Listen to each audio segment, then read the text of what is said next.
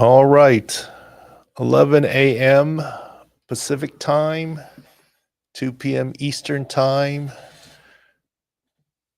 Pro Football Doc Sports Industry Podcast live. We will take questions, the usual places, recorded later. Usual people here. Taylor's here. Doug's here. We're in the war room. We'll still be in the war room for, podcast maybe. We'll see. But no more regular war rooms for us because single games, playoffs, we always just do it remotely. Sometimes your house turns into the war room. Sometimes my house is the war room. Yes, but the family war room. Yeah, it is the war room. As Doug pointed out, I didn't realize there was some 4-letter words in the last podcast coming from the family and whatever, as he pointed out earlier. Anyways, end of the regular season. What do you think about that Minnesota-Detroit game? I just remember the phone call we had when it's just they're clairvoyant. When you're like, they're either going to get crushed or the other one way or the other, right? I looked at this way.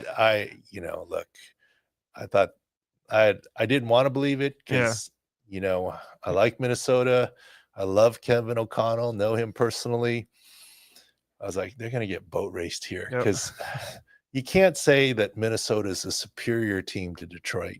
Some people would say Detroit's a superior team to Minnesota. Right. You can't say the other way around. And sorry, on the phone here. I treat you like a Rappaport. You're allowed to take your phone off. Sources and such. Yeah, go on. No, my point is, I really wanted Minnesota to win, but when we chatted at halftime, I was like, they're going to get boat raced because it's the game of football. You have to capitalize on your opportunities. Right. Now, if Detroit were an inferior team, it's okay. Minnesota could mess around and figure it out later. Yeah. You just don't. I mean, if you want it to be a ball game, you got to capitalize when you get the turnover. You got to score when you're on the goal line. And if you really look at it, Detroit goes for it around the 40 when it's 4th and 5, gets the first down, gets the touchdown to start. Mm-hmm. Minnesota gets down there and they get nothing. Yep. My only question is, what happened to Aaron Jones down there? They didn't even touch the ball. Just Akers and them. Yeah. The other thing is, if you're going to go for it on 4th and goal from the 2, and you are, on 3rd and goal from the 2, why don't you run the ball? But to get that extra I'm not yard, a coach. Yeah. I'm not a coach. And then the other thing I'll say is, most people have played blackjack in Vegas. I have. And what they always say is, in theory, of course, you're looking at the dealers, what the dealer card has up. Right. But in general, it's either hit on 16 and hit on 16 always, or stay on 16 if that's, the kind of player. But in general, okay, Dan Campbell hits on 16 every single time. Yep. I feel like the Vikings hit on 16 the first couple of times, and when it didn't pay off, they started to stay on 16. They went conservative, yeah. They went the other way, yep. And it didn't pay off. So they got the worst of both worlds. But anyways, so well, just with the Detroit injuries, like they're going to score 30. You just know their defense is depleted. You need to try to match the 30, and like you said, they were going down the field and not putting the points on the board, right? Yeah, you could call it play selection, you could call it this, you could call it that, but it'll be interesting. I mean, interesting dilemma for them. But before we get started here, into some of the things, injuries and so forth, this is the day after the end of the season for 18 teams, right? I guess a couple played on Saturday. Well, the other ones I played on, I guess Cincinnati's over. Yeah, but they're yesterday ended their season actually all of them. Because the Bengals weren't officially eliminated yet. Yes, yeah, correct. Bengals played on Sunday anyways. Yeah. Everyone, the Saturday teams, they were all still in it, I guess. Mm-hmm. Yeah, come to think of it. But except the Browns. Except the Browns. Well, okay. So 17 teams is the day after the season. And we'll get to the Browns. The Browns have some news. Yes, we have some interesting stuff. Yeah. This is traditionally the day after the end of the season. I get all the head coach news and GM news. Is the busiest day of the year for the medical staff always. You have exit physicals on everyone. Mm-hmm. And typically I would schedule about a dozen surgeries. And they'd be done not that day, just not necessarily that day. Not doing 12. Yeah, like yeah. What I would do is say, "Oh, you're 100%. You're good. Okay." Or I'd say, "You have this knee issue. Okay, this recovery timeline is 6+ months. So we better do surgery right now." Okay. Or this recovery timeline, if you do need surgery and don't get better, is 6 weeks. Check with me in a couple months. Or let's see how rest does. You need to be 100% by Super Bowl. Otherwise, we need to do something or restart something else. We'd set up an off-season plan. That's just, it's very general. And then, of course, the surgeries. Oh, I want to take a vacation with my family. But, buddy, your shoulder surgery is a 6-8 month. We better do it now. And then you take your vacation later. Yeah. We'll give you time. Or, gee, it's only a 3-month recovery. You're a vet. Yeah, sure. Go ahead and take time with your family. But we got to get this done before the Super Bowl. And then you figure out what's happening. And, back in my day, the vast majority of guys stayed with me for surgery. There was the occasional second opinion. There was the occasional, hey, I love my guy from college. He's done surgery on me. Oh yeah, he's a good doctor. Yeah, why don't you go see him? No big deal. But I'm wondering if this check-in end of season exit physical is where the Browns discovered the Deshaun Watson setback. The way Andrew Barry was talking about it, it did seem like that's what he said. He said they were going through some stuff right before people were leaving, and then they found stuff. So, but maybe, like you said, they might knew a little bit, but maybe that's when he found out. But they did. I don't know. I mean, by timing, it's about midday in Cleveland, and usually you get started in the physical 7. Do you prioritize? Like, do you, like, in theory, we're talking about the Browns. Do you say Deshaun? Do you do Deshaun first, or is it by how bad the injury is? Or I did it by first come, first served, that's democratic, yeah. Because I didn't want to be showing favoritism or whatever. But you want to know the trick that I did? What? I call it's the locker room, right? Mm-hmm. So what would you do if you had a vet or the quarterback who got there later than the rookie? The rookie's been waiting for an hour. The vet, Myles Garrett, walks in next. Do you go see Myles Garrett and get the rookie pissed at you, or you go see the rookie and Myles Garrett? So what the fuck are you gonna make me? What the F? You gotta do Myles. You gotta do Myles Garrett first, right? Nope. The rookie. Okay. Nope. That's not what I did. Okay. Next level. Yes. You know what I would always do? I'd come out of my office, and I know these 3 guys have been sitting here, and I would know Myles Garrett or Junior Seau, whoever it was the day that was there. Yeah. And I'd come out and go, all right, who's next? And you'd want to see who says something. Yeah. If Myles Garrett or Junior Seau says, I'm coming in, and the rookie says nothing, don't look at me. Yeah, you gave the opportunity for them to say something. Yeah, if he says I'm next, okay. Yep. Look at it. You tell me who's next. And then then that means, like, the rookie kind of pissed off Garrett. You didn't piss off anybody, because if he spoke up, then Garrett can be mad at the rookie, not you. So I'm not making that decision. Yeah. I'm equal. Yes. I mean, who's next? That's the one I would say. And this would be every Monday morning in the training room. Yeah. When someone come in, who's next? Like, how am I supposed to know if Junior Seau was here at 6:30 and then he went to his locker room and then came back at 7:30? Right. Maybe he actually did, right? Maybe he had his place in line. Maybe there's some. I'm not getting involved in the politics of that. That's not your job. That's how I was like, who's next? Who's next? Very simple. That's good. Stay in good graces with everybody. Yep. Don't pick and choose. Yeah. But Deshaun Watson, the setback is going to be big. With the Achilles, yes. Yeah. He's a more mobile guy. And, in some ways, I think you told me this, might be the best thing to ever happen to the Browns, to 44 million reasons. I guess there's an insurance policy. Yes. And I don't know the details of insurance policies, and I'm sure the insurance adjuster and the insurance doctors are going to come in and fine-tooth comb this thing. He's got to miss the entire 2025 season, but if that's in play, then the 44 would be coming to them, which is pretty significant, Well, there ultimately may be a fight about that. It is 44 million reasons to fight about. You mean he couldn't have taken one snap in game 18? I mean, right? Yeah, I mean, you could have played around with it, but yeah. But it kind of makes their decision easier, right? That they need to move on, and they knew they needed to pay money this year. Now, it doesn't help their cap space. No, it's gonna. But it helps Jimmy Haslam and their cash. It doesn't help their cap space. Like, it's still spent money on the cap. And Schefter went on McAfee show today. They were already going to go for a quarterback before this news. You already expected Watson not to be ready for the season next year, right? Missing maybe half the year. So this is something that's not going to change their plans, or it's something that they're going to have to work around maybe?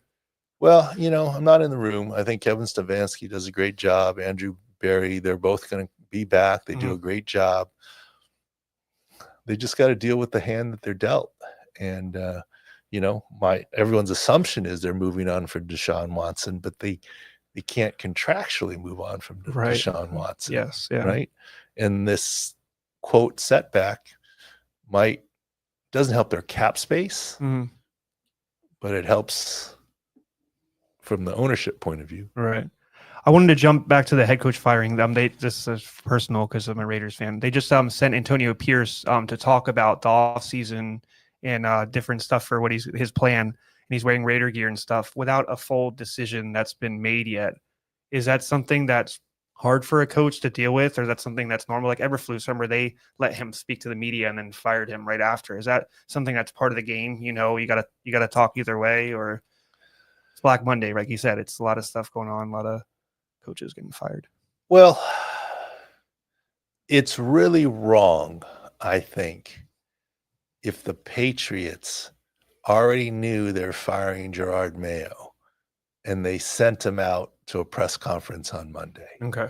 I think that's really wrong and would be considered in the league wrong. But if you haven't made the decision yet, it's in the process, though, you still need to talk to the big wigs. It's not wrong. Okay, yeah. I mean, you're doing your job until you're told not to. Right. Now, even if Mark Davis said, I think I want to get rid of him, maybe he's got to check with Tom Brady first. I mean, I don't know, right? I mean, if the decision's not made, and that's ultimately, I think, what the Bears said. Right.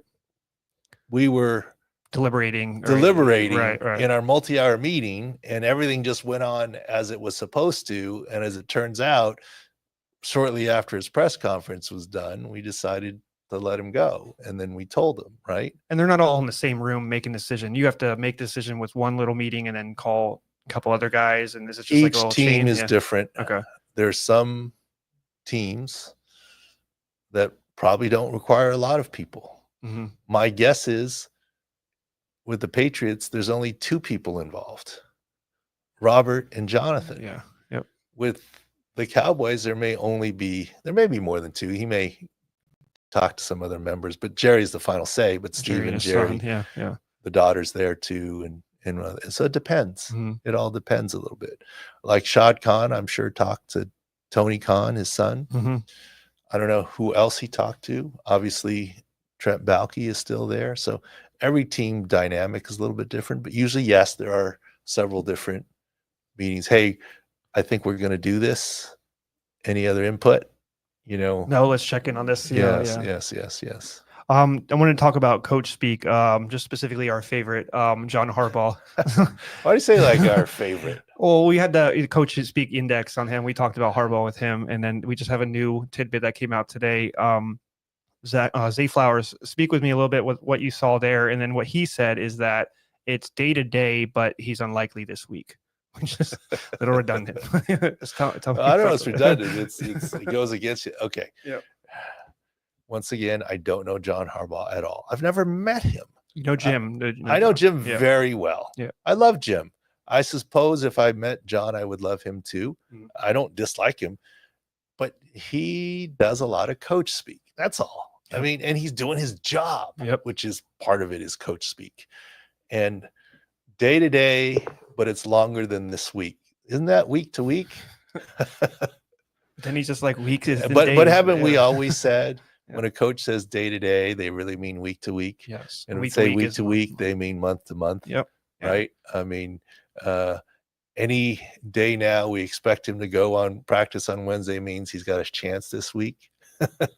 Right. I mean, it's coach speak. It's okay. I'm not hating on it, but Zay Flowers has a knee sprain. By our video, I think it may involve the lateral collateral and our posterior lateral corner.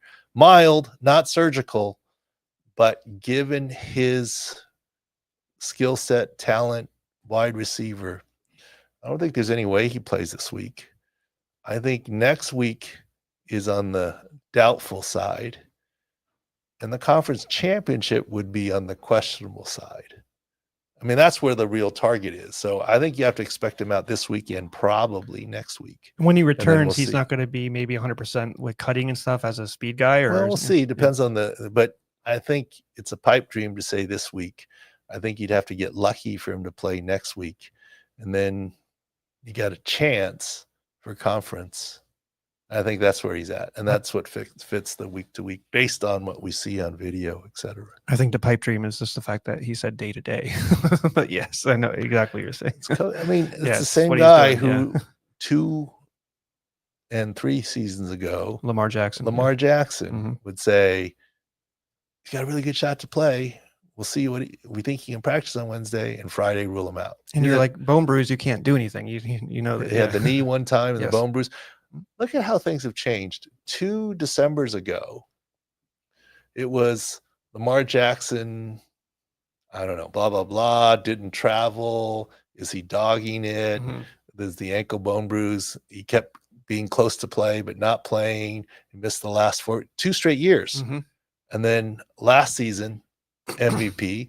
And this season, maybe probably MVP, right? And everyone's, remember, was he even coming back? Were they going to sign him? They were making fun of, they were saying, why isn't he pushing through this? He should be back already. They were right. Is he dogging it on his team? Right. Look at how the narrative has changed. That was 2 years ago. Now it's like Lamar MVP, probably back to back, right? Maybe good chance. No, it's in the favorite. Do you think coach speak wise hurts or helps that? Because like when I'm like talking about Lamar Jackson, I'm like, oh, he's like, he has a chance, and then he really doesn't have a chance. And that, you know, when you're on SICScore.com, you know he doesn't have a chance.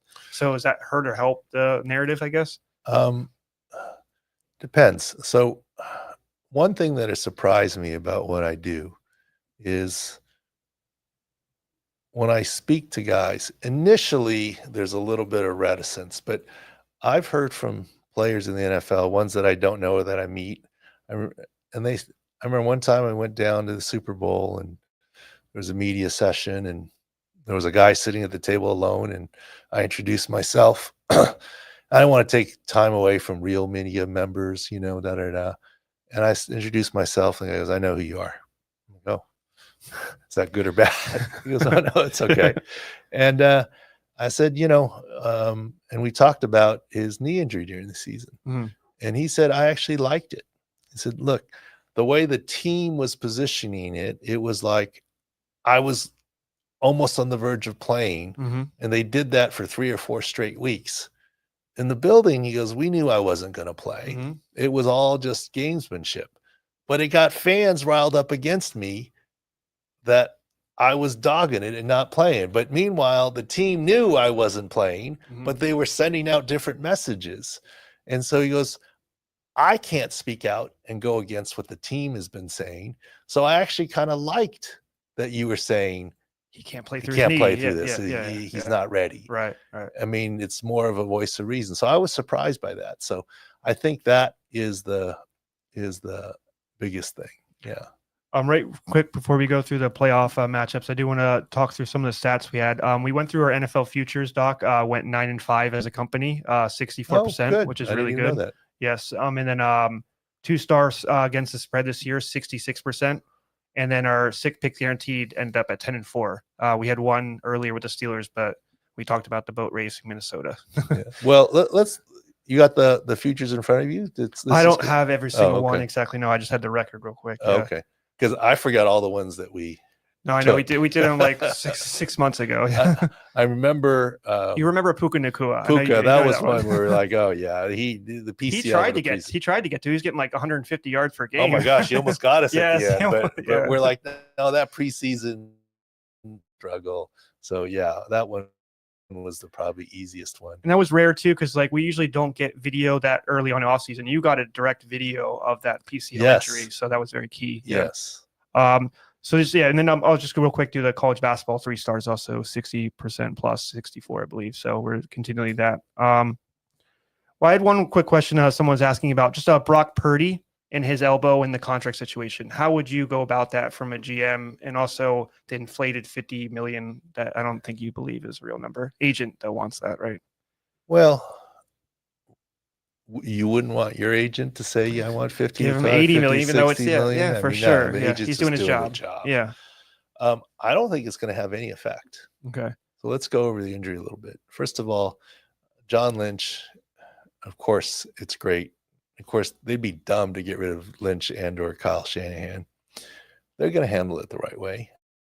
I don't know how it's going to work out. I'm not a GM, but I think the elbow will have no issue. It's the same elbow. Mm-hmm. It's in the same area medially on the inside, but it's not the same injury, although it's related. Mm-hmm. Now you're going to say, you're doctor speaking me. Let me explain. It's not structural. It will not require surgery.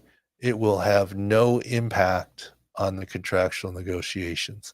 As a matter of fact, if week 18 were meaningful, I think there's a chance he could have played. But it is related because it's the funny bone ulnar nerve contusion that he got hit with the opponent's face mask. His hand went numb and he was weak in grip. And when you do an ulnar collateral ligament surgery of any kind, repair or reconstruction, the ulnar nerve, which we call the funny bone, is behind this bone here, behind the groove here. Many of you can press on it, tap on it, and get a little tingling in your 4th and 5th finger, or by flexing it too much. That gets inflamed, and so a lot of times you move this nerve out of the groove in front to give it more room, which almost never makes a difference in terms of function, but does leave it out of the groove potentially a little less exposed, although it's less stretched. And that's why Brock Purdy had more symptoms. Because you said his is more exposed. A little more exposed. Yes, but it's part of what you do with that surgery. Right. So that's why I say it's related to the surgery, but it's not structurally related to surgery. So that's where my doctor speak actually is real. Yes. I'm just, it's not fake. Yeah. It's very real. I'm telling you what it is, which is it's not going to affect his contract. It is, quote, related to the elbow, but only into elbow surgery. But it's only because they moved the nerve, not long-term. The contract has nothing to do, no worries on the contract. John Lynch can, and he said so. He can do whatever he wants with that. Now, what that ties into current is Josh Allen had one temporarily, and this is exactly close, not exactly what Jordan Love had. Let's jump right into that. Yeah. If you look at it, he got hit on the inside of the elbow. His nerve has not been moved. But you saw him flexing his hand, and he even grabbed his 4th and 5th fingers, which is the ulnar nerve sensory, and gripping the ball. And I believe he could have returned to play. Which is what LaFleur said so. Yep. The question, 100% he's playing against the Eagles. The question is, will he have complete and full sensory and motor function 100%? I think he's going to be in the 90s, 95, but is that subtle little difference going to affect the way he grips and spins the football? Does he need to change his grip potentially if it affects him too much, or? I don't know. I don't even know what kind of grip he has, whether it's middle finger dominant, index finger dominant, or what have you. You saw him throwing on the sideline. Right. I think he can make most throws. Can he make all throws with the same accuracy? That's the only question mark, but there's 100% he's playing. Real quick, right before we go on the Eagles, I wanted to mention our record last year in the playoffs wild card. We are 4-0 against the spread. We're really good at understanding the stuff going in, and then, like you said, things tighten up. And well, statistically, the injured teams don't advance. Right. And because like the Cleveland Browns were very injured. They didn't advance. The 49ers were very injured and they didn't advance. Right. Now, when you get to the playoffs, there are some teams with some injury issues that may or may not advance. And typically, if we're good at saying injuries matter, then the more injured teams don't advance to the playoffs for the most part. But there are some that do.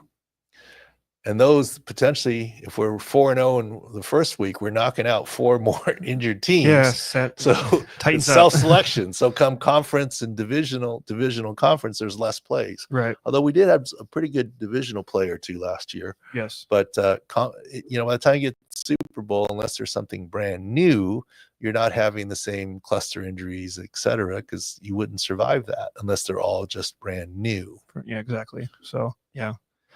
Well, that's why our site's key, though, because we will talk about every single injury and every when we go deeper into the playoffs. And I think it's been pretty key week 17 and 18 when there's all this shenanigans of starting to rest and this, that, the other. It was a way to, and a pretty good record with that. A positive week for us. Again, I'll mention not the perfect Sunday that you guys had without me here in the war room. You're back. I'm back, and so I brought the record down. Yes. It's winning, but it's not perfect. I do want to mention one. It was hard, definitely hard to find the right spreads and this week in props. But Houston was one that was really interesting that we gleaned off of all the numbers. Just the first half bet though, just against Tennessee, they had a little bit to play for. Titans were low 6 score, right? Just instead of doing the full game. Yeah. I will admit there was a lot of trust the process ones. Yes. And didn't always trust based on injuries. Like the Ravens covered a 20.5 point spread and the Broncos covered easily a double-digit spread. But that was based on resting players and injuries. You saw the Eagles. They had a minus 18 delta according to our numbers. They covered outright, right? So yeah, but we still like their health. Yes. All right, let's go to the first game, Doc, Saturday. Chargers versus the Houston Texans. Chargers are dealing with J.K. Dobbins. You saw him pick up a knee injury. He did return. Gus Edwards has missed multiple games. And then the offensive line, talk to me about Slater and Pipkins. Dobbins is fine. Gus Edwards, not so much. Slater, I think, is fine. You got to, okay. Pre-game stretching. Okay. Yeah. Pipkin, oblique, iffy. Very hard to pick up a significant injury in pregame warmups on your own. We do on occasion see a pregame warmup injury with the team when you're doing more. Or you're engaging or something, yeah. But then you would be already declared active and you would sit and it would cost you your team a roster spot. Just past the 90 minutes, yeah. Because because the heavy warm-ups come within 90 minutes. This is something where apparently he warmed up on his own out on the field, reported something, and I think they just shut him down because they said, well, we're in the playoffs either way. We'd rather have you for the playoffs. Yes. Who knows? We'd like to play the 4th seed instead of Jim playing his brother John in Baltimore, the 3rd seed, but that's not life or death. So we can't get an MRI this quickly on your knee. We can't this, that, the other. Let's just sit you this week. Thanks for letting us know that you're sore.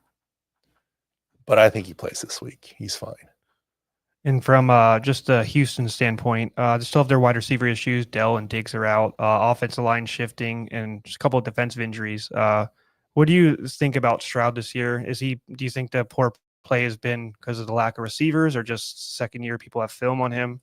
People are saying he's doing too many podcasts in the offseason. That may be our problem then. But just your thoughts on how Houston can figure it out against the Chargers. Well, on the upside, they've got Joe Mixon now. Yes, and he's been running very well. On the downside, although this year on their offensive line is healthier than last year, and that's one of our futures was Houston to win the division. We didn't, and he still did. But last year they basically never started the same O-line, and he was very successful. This year the O-line was better than last year, but still with injuries. Therefore, maybe that's part of it. Obviously, losing offensive weapons is part of it. Sophomore slump. I don't know. I don't know what getting things on tape for somebody maybe. Yeah.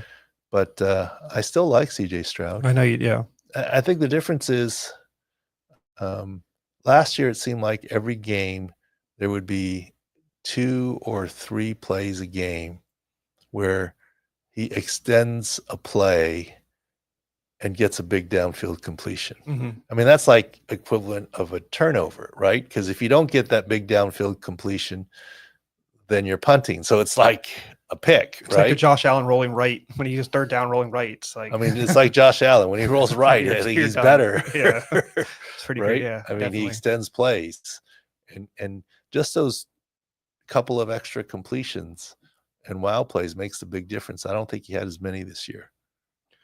Next one, we already talked about Flowers, but Pittsburgh, Baltimore matchup. Tell me your thoughts before we talk about the other Pittsburgh injuries. TJ Watt, he doesn't 100% look himself from the ankle injury yet, according to you. I don't know. I mean, who had the more dominant game on Saturday? Trey Hendrickson or TJ Watt? Oh, Hendrickson for sure. Yeah. And I would have thought they would have been at least equal, if not TJ Watt more. So I don't know. Maybe his inversion ankle sprain isn't 100% yet. He did. I mean, he played well, but he wasn't. I mean, he's not dominant. The guy that popped was Trey Hendrickson, not TJ Watt. The big thing for the Steelers, I think, this year too, we were looking at their O-line. Their O-line suffered 3 out of 5. Their starters, going into the year, it looks like they've solidified that and they played through that. Defensively, just a big one. Dante Jackson picked up a back injury within practice. He missed last week, so he should be back. Those are the big defensive injuries. And then you already talked about Baltimore. Zay Flowers is the big issue for them. And they might need to examine one of their players' hands. Pickens. I don't joke. Sorry. I feel like I want to talk Marty Schottenheimer. I feel like Marty Schottenheimer. He wouldn't like Pickens. He'd be doing those 4-letter words you were talking about earlier. Pickens a lot during practice, but well, we'll see about with that. All right, next Sunday game, Doc. Denver versus Buffalo. There's not much between these two teams. For Denver is very, very healthy, and then Buffalo, not too many big injuries for them. Your thoughts on them? Well, they took it to the Chiefs. The Chiefs, as we said, were resting defensive players. Yes, and offense. Yeah, they arrested a lot of people, but they really took it to them. Is that a statement, or did they use too much juice in that game, and it's going to be tough sledding in the Buffalo game, or maybe that was their Super Bowl, right, just to beat the Chiefs? I don't know. I mean, they made the playoffs. They've had a successful season. I mean, if Denver wins, you're celebratory. If Denver loses, you still cheers each other and say nice season. Good year. We drafted a quarterback. We're okay. Yeah. I mean, yeah. So both sides are pretty healthy in that game. Matt Milano should be back, right? Yes, absolutely. Yeah. Buffalo's coming off some rest. Terrell Bernard was injured. He's expected to come back as well. This is the most injured one. Next one. You already talked about Jordan Love. You didn't talk about, so you're okay with Jordan Love. Tell me your thoughts on Christian Watson, his big injury that just was announced. Well, we were wrong in that I didn't believe he'd play week 18. He did. Now, is that why he got injured? That's a leap for me to say. Playing game. It's the same knee, but right knee, but don't know. And you have to understand, I think the Packers have an excellent medical staff. And if there ever has been a knock on their medical staff, it's been that they're too conservative and not pushing guys to play. Yeah. So I don't believe they pushed Christian Watson to play. It's bad luck. But I didn't think that he would play. He did play, and unfortunately he injured the right knee. Now it's said to be I had suspicion of an ACL, but we only had the sideline view. We were looking for an end zone copy, and it didn't show up on the TV view, so I couldn't make the definitive call, but it was clearly something significant in multi-week. Now it's something significant in multi-month ACL tear. And Rapport said maybe additional damage. Did you see that in video, or is this typical? We still don't have the additional damages, which is common, right? ACL, MCL, meniscus, articular cartilage, other things.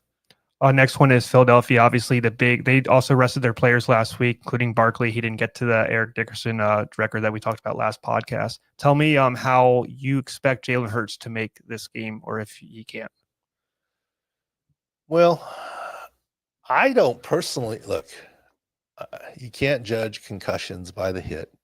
And I still remember the hit on Jalen Hurts. He waved off the referee, and the referee said, no, you got to go. Then he came out of the blue tent, grabbed his helmet, tried to come back in the game, and they said, no, you got to go to the locker room. So he wanted to stay in the game. That doesn't mean he wasn't concussed, and that doesn't mean it was minor, but we've done the stats. 95% of people, 50% return to play the next week. The other 45 the week after that. And if you go beyond that, then it becomes multiple week. Right. So it's 95% confidence that Jalen Hurts is fine. I had zero expectation of Hurts playing in week 17, because if he got a second concussion in week 17, multiple weeks, he'd be out 4 weeks. That's almost all the playoffs. It makes sense that he didn't play week 18. They're resting their guys anyways. The only question mark is, why didn't the Eagles push him through the concussion protocol, get him a full practice, which you need before you go to the get released? But then there'd be more questions. Oh, he's resting, in week 18. They're resting guys this way. He didn't have to worry about it. But also remember, he's got the finger issue. He probably is banged up in other ways. Maybe they weren't going to practice him anyways. And this is a way of saying he's not practicing concussion. The key will be Wednesday. If he logs a DNP on Wednesday, worry, right? Yes, we should all worry. Yeah. If he logs an FP on Wednesday, we should not worry at all. If he logs an LP on Wednesday, I wouldn't worry, but just keep an eye on it, because, it is normal to go LP, FP, go see the guy for clearance. So maybe they're going to do like pure, so just to drop the FP on Friday. I'm really Wednesday. I would be, and I've already said Jordan Love is playing, but I'm more worried about Jordan Love than Jalen Hurts. Okay. I think Hurts will be fine. That's what I was going to say. We've had staff listen to Adam Chernoff's podcast, and he was just saying that people that miss concussions, coming back, it's maybe they don't play well. So it's probably more like rust, or just like, it's not, you wouldn't blame the concussion necessarily. I don't know. And I have to look at the study and sample size and who is it and whatever. And, are you going to say, oh, Jalen Hurts isn't going to run the ball as much because he's coming off a concussion? I don't think you can think that way. Yeah. I mean, Tua, for all his carefulness he wants, he still ran and tried to get that first down, right? This is before his hip injury. He still tried to make a tackle on that pick that he threw. Remember Josh Allen, they were like, he's not going to run. Remember when he had that the nerve thing as well? And, he did. He ran more. So it's part of their game. It's hard for them to change who they are or their play style, right? Yeah, I think it is hard. Next game, Doc, the Washington-Tampa Bay game. New injuries for the Commanders. Left tackle, Brandon Coleman. What did you see by video? Right knee, mild MCL. Late in the game, maybe could have come back. Probably could have come back. But, I think, it's playoffs, so everyone's going to try and go. And Lattimore as well. He didn't play. He's been dealing with a hamstring since he was on the Saints. He re-aggravated when he came back to the Commanders. Do you think it's going to be hard for him to be full snaps this week, or maybe they saved him? Because it's a re-aggravation, unless you're saying they were saving him. Yeah. Now we hear about all the Lattimore, Mike Evans stuff. That can play both ways. That can be, I really want to come back and face Mike Evans, or is it, I'm not 100%. I'm going to look bad in that matchup. I'm going to look bad. Yeah, that makes sense. Not that he's afraid, but no, he's just not ready, Yeah. I mean, kind of deal. Re-aggravations are tricky, and I don't like re-aggravations. He played after being traded, he sat some with the hamstring, played week 15 and 16, re-aggravated, missed 17 and 18. Yep. If it was a real re-aggravation, I don't think he's ready to go. If it was a precautionary, we're kind of in the catbird seat, Certainly week 18 they were. Right, yeah. They didn't need to play. They were just playing for a seed. Yeah. Week 17, they weren't locked in yet, but yeah, I don't know. He's got a chance, but I don't like it. He was an interesting one because I remember when he had the injury and when he's about to get traded, we kind of like thought like, oh, that's one of those like, injuries that goes away when they Devontae Adams. Yes, exactly. Like it just goes away. But no, it seems like it was a real one with the cornerback. Like you said, it's very tough to play through that. Yes. Tampa Bay, speaking of cornerback and secondary issues for them, you have Jamel Dean with his knee issue, and then Antonio Winfield with his knee, and he had a foot earlier. And Whitehead already. Whitehead, yes, with a torn pec. So 3 out of 4. Yes, and those are top secondary guys. Yeah. So that's key for them in that matchup. Last one, Doc, is Minnesota versus the Rams. The big one I had for the Rams was Blake Corum described that arm injury. Forearm fracture. Look, you saw Alex Anzalone, didn't you? Yes, yeah. Played well. It was, I guess, 7 weeks from the injury. Did you see the stitching they showed on He showed. That was his first of all, yeah. That was an impressive longer than typical incision. Really? And, okay.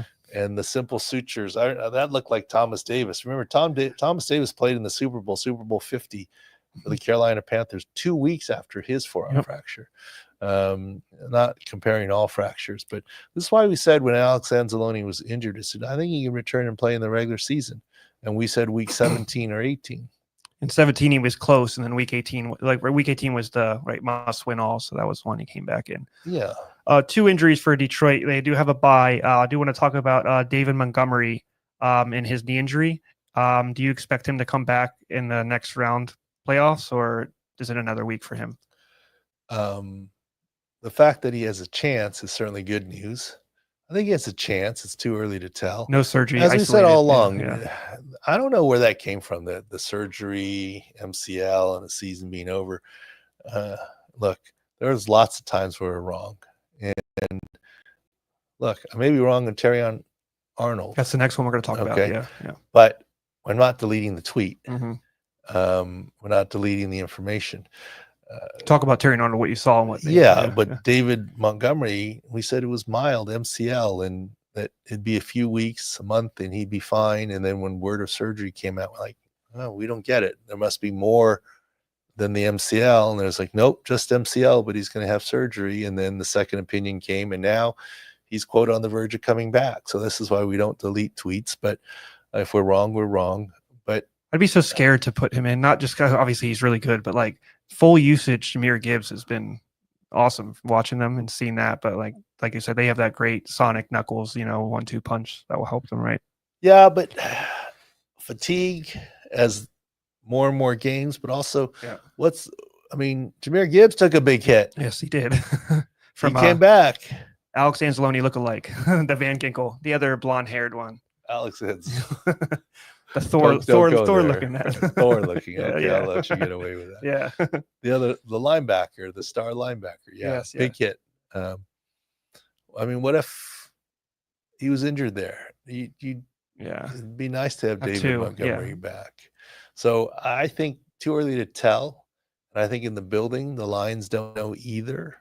But the fact that there's a chance is certainly good news for David Montgomery in 2 weeks from now. And then just the last player from that matchup, Aaron Jones did play through that quad contusion. You already talked about earlier that the usage was a little weird on the goal line and stuff. Do you expect him to be just a week better this week versus the Rams? Yeah, I do. And, Cam Akers had a nice run, but I feel like he didn't utilize on the goal line. And in the second half, when he didn't come back, there was a lot of speculation of what happened. But you guys showed me when he did come back, a little bit delayed at halftime. He had the telltale wrap on his, what we call antecubital fossa elbow, the classic place for an IV. Mm-hmm. So I think he had an IV at halftime that took a little bit longer. And that's why he wasn't back right at the start for the first series. All right, Doc. I had a beast of the week. I was going to say our company had a good 18 weeks gauntlet. Doc, did a very good job. Everybody did a very good job. That was my beast of the week as a That's team. Your beast of the week? Yes. I don't know that I'd probably have to hand the beast of the week to Aaron Glenn and the Detroit defense. He's got to get a head coaching job out of this, right? Like it's insane what he's doing with that with so many, what's it, 13 people in IR. Like there is no question that he's done a great job, but I don't know. Okay, let's talk in orthopedic terms. Okay, medical terms. Just because you're a really good orthopedic surgeon and you do a really good ACL or a shoulder stabilization or a really good knee replacement, does it make you a good chairman of a department of orthopedics? No. It's different skill sets. Yeah. I've said this about Jim Harbaugh forever. He makes a great head coach. Would he really be a great coordinator? I don't know. But by the other token, you're a great coordinator. Does it make you a great head coach? I don't know. Yeah. Sometimes there's it's a lane where you stay in and that's the best. I love Norv Turner. You know that. We're friends. He's part of us here. But if you ask the average guy on the street, he was a way better coordinator than a head coach. I don't know that I believe that, but I mean, right? I mean, he's won Super Bowls. He was good both, but people will say elite OC, right? Yeah. I think so, right? I mean, that's just a common thing. Steve Spagnuolo always reminds me because, remember when he was the Giants DC, did really well. He got the Rams job, did poorly. Now he's back as a DC and the Chiefs doing an elite job. Like you said, sometimes it's just that's where you're supposed to be, or that's where your skill set best shows, right? Or I don't know. And so Bicht, I'll give it to Aaron Glenn and the Detroit Lions and Dan Campbell and their defense. I think he deserves a head coaching opportunity. I don't know Aaron Glenn. Maybe he's going to be great, but as I always say, just because you're a great VP of sales doesn't also always make you a great president of the company, right? Or VP of manufacturing doesn't make you a great president of the company. Mm-hmm. The skill sets are different. And we'll see how it goes. I mean, a lot of rumors about Jets with his Jets history or the Saints with his Saints history. I think you got hired, or they're interviewing you for the Jets head coaching job. I swear it's 15 people. It's crazy. I don't know how you keep that many straight. Yeah. Okay, I'm going to make a prediction related to the Jets. And this was true in my time at the Chargers and whatever. These are billionaire owners, and they have billionaire companies, but they're run not like Amazon or Microsoft. They're run like a more mom and pop company. And I'm not trying to be critical of that. I mean, who's making the decision in New England? Well, you talked about that earlier. It's the Kraft. Robert Kraft and Jonathan Kraft. Jerry Jones and what? His son. And Dallas. Jerry Jones, Stephen Jones, maybe Charlotte Jones, maybe Will Clay, an advisor. But basically, that's who it is. Mm-hmm. Who's running the Chargers and made the decision, which everyone loves, on Jim Harbaugh? Spanos and John Spanos made the Jaguars. I think you said the Cons, Tony. And Tony's going to weigh in with Shad Khan. Mm-hmm. It's not wrong. I'm just giving you They're facts. Keeping their circles together. It's who you trust and whatever. Yeah, right. And in the end, billionaire owners are still people. So if I have to prognosticate on the Jets, I don't know. Mike Tannenbaum is in helping with the search. He used to be the Jets GM. Rex Ryan's live for that now, maybe, or Rex Ryan's campaign. He's saying he's the leader in the clubhouse. He's bothering me. I don't know. He's bothering. He just seems like he has it locked up, and I think there's definitely better candidates. I don't know, but who's better candidate? I don't know. I just would Aaron Glenn, Ben Johnson, the OC from the Lions as well. I don't know. There's a couple. I guess I'll make a prediction. Yeah.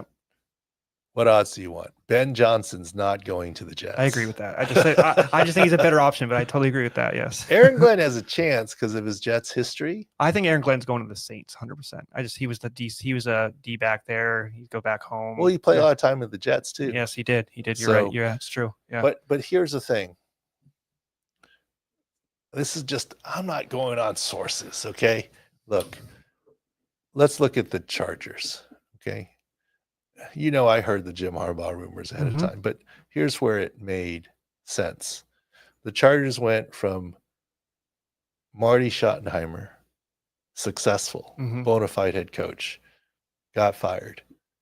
to Norv Turner, bona fide head coach. Then when it started to not work out, they went hotshot coordinator, Mike McCoy. Didn't work out. Anthony Lynn, rising star. Hotshot coordinator as well. Running back coach / coordinator. Yeah. Then they went Brandon Staley, defensive coordinator, boy genius. McVay tree. Get him. Yeah. Didn't work out. Yeah. Are we shocked they went back to Jim Harbaugh, bona fide head coach? Head coach, the one, yes. I'm not. I'm just saying. Yeah. Okay. So here's where Rex Ryan has something. What are the last 3 Jets head coaches? Adam Gase, Salah. Okay. Salah was most recent. Mm-hmm. So going backwards. Yeah, going the way. Yeah. It's Gase, and then I'm missing it. There's another coordinator. Mm-hmm. Oh, Todd Bowles. Yes. Yeah. Who now has become a bona fide head coach. But he was a great DC at the time. Yeah. Yes. Mm-hmm. But it was coordinator, didn't work out. Coordinator didn't work out. Go back to the bona fide head coach. Yeah, as you're saying. Yeah. Vrabel. That's Rex Ryan. Yeah. I don't know. Yeah. I'm just saying there's a human element in here. No, you're right. Don't want to keep making the same mistakes. Look, Kevin O'Connell yesterday. Go for it on 4th down. We didn't get it. Go for it. We didn't get it. By the third one, we better kick it. Yeah. Right? Got to keep going. It's human nature. Yeah. Yep. It's only Dan Campbell. Go for it. I don't care. Go for it. I don't care. But it's easier for him because he usually gets it. Right? Yeah. So anyways, that's just an observation of the process is all. We're all human, including the billionaires. That's all I'm saying. I'm not saying they're bad for their doing their things. There's a human element to all of these decisions is all. All right, Doc, wrap it up. I have everything. All right. Sounds good. Yes. All right. Thanks for watching, listening. We'll continue with the live podcasts on Monday, I believe, in the quotes playoff period. We'll be remote, but we'll still have all the stuff, halftime injury chats, pregame chats, etc. Try and take your questions. Hopefully you're enjoying the revamped website. Sports are not done. Got basketball, college basketball. Oh yeah, we're working on a bunch of stuff for basketball. Absolutely, yeah. There's college football. Don't forget 4-0 last year on wild card round. Yep. So we're still working through those picks and numbers to see if we don't want to force anything, but we're trying to figure out where the advantages are there. And the SIC Picks has been doing well, and in some ways, I mean, for the average football fan, the NBA picks and the college basketball picks are the big service because I can't even follow it all the time. So having the team that you lead is pretty good to be able to do all of that. Like you're even getting messages from us about Paige Bucher's injuries, right? With her knee injury. So it's all the sports are all together. I remember when we first did that, it's like Paige Bucher's tore her ACL, and we had the internal argument, why are we covering that? I'm like, well, why not? She's like a number one. She's the number one of that sport. Sport. Yeah. I mean, if we're going to talk about Mike Tyson or an exhibition boxing match, or we're going to talk about a hot dog, Big E, WWE or a hot dog eating chestnut. We got to talk about Paige Bucher's. Absolutely. But I think it's minor. It's more of a scare. Paige Bucher's will be fine. All right. Thanks for listening and watching. Appreciate you all. Thanks for staying with us all this regular season, playoff season here, and then we'll be in New Orleans, and then of course many other sports as we keep rolling on all year long. Well, off-season podcasts, we start bringing in guests. We'll start bringing in some guests. Yeah. We'll just have to figure out the scheduling of the guests, because it's rude to ask a guy to come. Look, if you're Pat McAfee and you say, here's my window. And even Pat, when I've come on, he's been very accommodating of the windows, but he's got a 4-hour window. We're trying to, get 4 people in the same room or at the same time. I don't know. Maybe there's a way to do that where I try to take the scheduling out of your hands sometimes, but you just have like a Rolodex and you just like literally call like, hey, I can call this guy and get him on, but when they call, get him on, then the hard part is they say, okay, can you do Monday at 11 live? No, that doesn't work, but I think Tuesday might work. Then I'm checking with you and or Doug and then getting back. Oh no, Tuesday changed. And look, McAfee is proud in saying that he pays his regular guests to come on. Good for Pat McAfee. Absolutely. Let me let you in on a secret. We don't pay our podcast guests. So when we get Adam Schefter on, or Ian Rappaport on, or Dan Orlowski on, or anybody of these people on, we're not paying them. So you got to just be courteous and do it around their schedule when they want it. Yeah. Absolutely. So that's kind of the hard part. But I do like those conversations. It's just, how do you we just got to work out the scheduling. So we'll start working on that. But no guests until we're done with this season, and then we'll kind of go from there. All right, thanks for listening and watching. Hopefully this new live format is working out for everyone, and everyone got in the questions that they wanted to get in. I do have one last one. I don't want to. Michael Pittman, remember he had the small fracture in his back. They're wondering for his outlook for 2025. Do you have any issue with that, or off season he should be recovered and back for next year? We don't know what kind of small fracture it was. If it were a spondylolysis or a pars fracture, that can linger and be a problem. See Carson Wentz way back when. Yeah. If it was a spinous process or transverse process fracture, shrug, no worries. Okay. Don't see a lot, because he played through some of it pretty quickly. I'm not overly worried about Michael Pittman going forward. I'd be more worried about the back issue of Anthony Richardson, because it's said to be disc. Yes. Yeah. But even then, if he needs a surgery for his disc, it can be complete recovery. But I'm not saying I'm worried about Anthony Richardson. I'm saying I'm more worried about Anthony Richardson's back than Michael Pittman's back. I know you, Doc, don't do this, but most people's fantasy seasons sometimes don't stop at all. They have the dynasty stuff, so they need to know what's going to happen in Outlook and stuff. So it's good to know this stuff like Richardson and Pittman.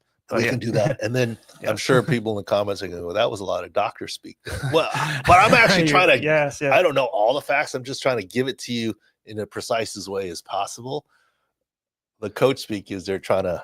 But you're different though, because like you're using the way, because that's the way you're explaining it. I know some people are just using those words because it makes them sound better, but you're using it to actually explain a situation. So it's know what I get accused of all the time, and my wife laughs, and we went on vacation with this other family, and they're like, "Boy, you're the king of analogies." You're king of restaurant analogies for sure. 100%. I can do other analogies. It's just everyone eats at a restaurant. You have the elite restaurant ones. Yeah. No. My point is, I would rather use and explain things in the simplest of terms rather than the more complex terms. Like look, if you're hitting on 16, you're supposed to keep hitting on 16. Right. Yes. I mean, that's just a common analogy that people can understand. Relate to. Absolutely. Or, like even the head coaching searches, it's common to understand. Look, if you hired a cheaper, I'm saying this because I'm going through this now.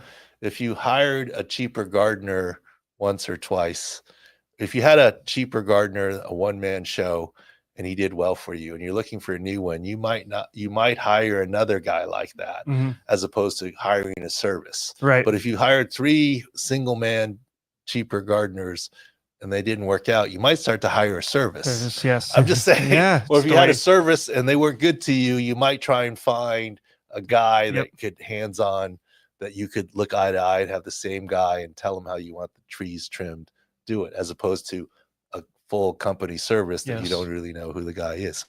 I'm just saying, it's just human emotion that plays into this. Absolutely. And even though it's $1 billion corporation, it's human emotion that plays into some of these decisions. Yep.